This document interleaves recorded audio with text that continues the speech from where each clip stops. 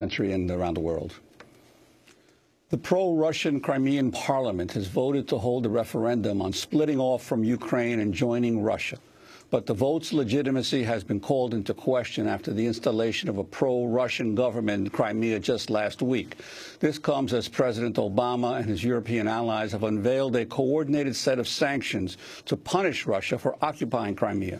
In what some are calling the worst East-West crisis since the Cold War, Obama called Russian President Vladimir Putin Thursday to urge him to seek a diplomatic solution to the crisis, emphasizing that Russia's actions in Crimea were a violation of Ukrainian sovereignty. During a telephone conversation between the two leaders, Putin reportedly said ties between their two countries should not suffer because of disagreements over Ukraine.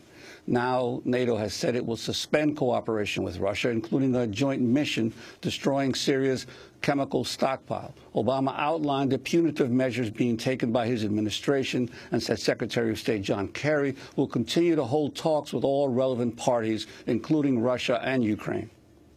This morning, I signed an executive order that authorizes sanctions on individuals and entities responsible for violating the sovereignty and territorial integrity of Ukraine or for stealing the assets of the Ukrainian people. According to my guidance, the State Department has also put in place restrictions on the travel of certain individuals and officials. These decisions continue our efforts to impose a cost on Russia and those responsible for the situation in Crimea. And they also give us the flexibility to adjust our response going forward based on Russia's actions. Meanwhile, Ukraine's former Prime Minister Yulia Tymoshenko has ruled out talks with Russia and urged Europe to take tough action on Crimea. Speaking on Thursday, she said the referendum is being held at gunpoint. Today, there are well-armed Russian troops in Crimea.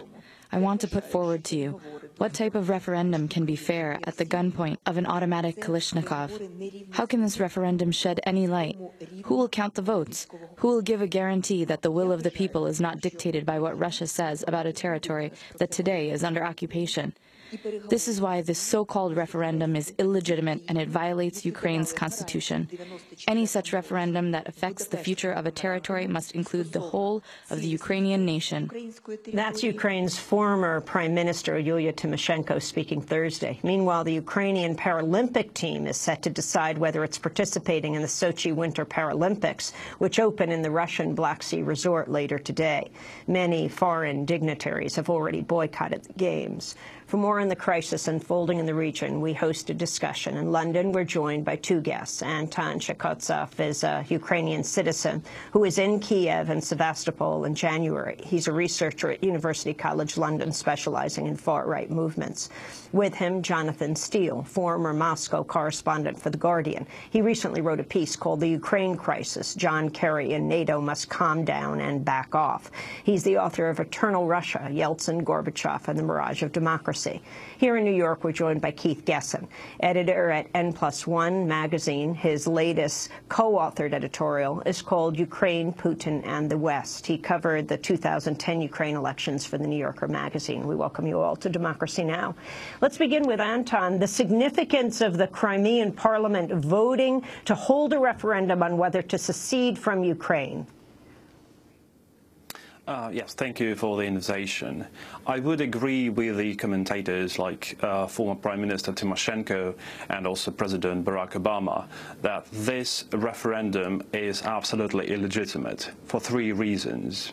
First of all, it's against the Ukrainian constitution to hold a referendum in an autonomous Republic of Crimea.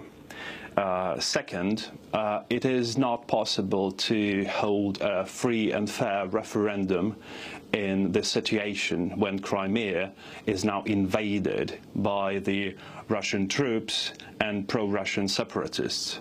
And third, it is not possible to hold a referendum in technical terms because the Central Commission of Ukraine has blocked the database of the voters. So the Crimean authorities they don't have access to the voter base in the Crimea, so they can't really compose lists of the voters, of people who would take part in the referendum. And this referendum, it will not be recognized by either the US or Canada or the European Union. And Crimean Tatars are not who are a native people in the Crimea, who were there even before the Russians and Ukrainians settled. They are not going to recognize this referendum, and this may provoke a dramatic standoff between the pro-Russian separatists and Russian troops on one hand, and Crimean Tatars and Ukrainians on the other hand. And some ethnic Russians will also join this standoff on the side of pro-Ukrainian forces.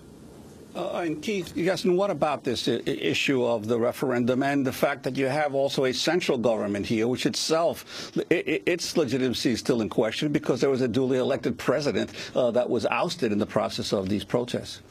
That's certainly the Russian case, that Yanukovych, say what you will about him, and there's lots of bad things to be said about him, which are true. He was elected. The process of getting him out of office was a revolution. Everybody's been calling it that. I think that's correct. The Rada held a vote.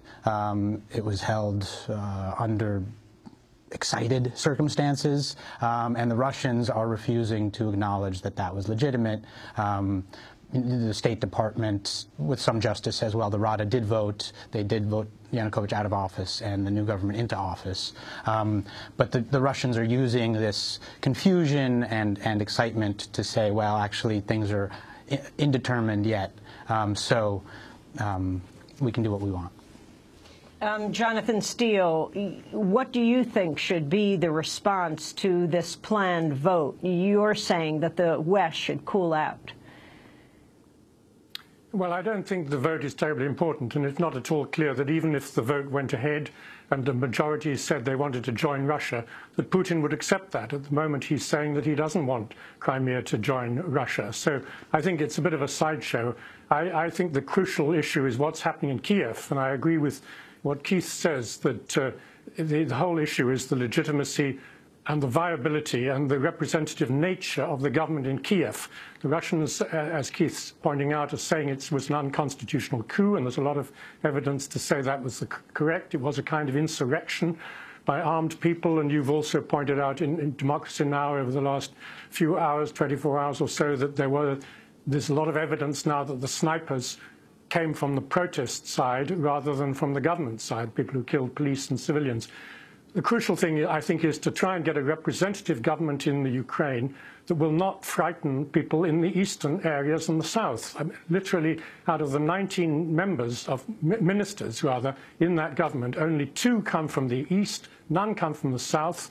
The government also initially started to say that Russian would not be allowed anymore as an official language in the eastern and southern parts of the Ukraine. They've not acted on that. They've rescinded that, but still it sent a terrible signal, psychological and political signal.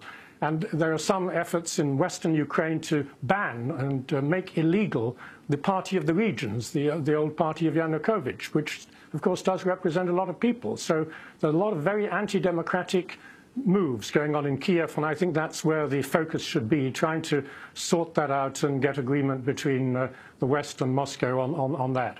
We're going to break and then come back to this discussion. Our guests in London are Jonathan Steele, Moscow correspondent for The Guardian, Anton Chekhovtsov, a Ukrainian citizen, University College London, researching far-right movements, and in New York with us, Keith Gessen, editor at N+1 magazine. This is Democracy Now! Back in a minute on Ukraine.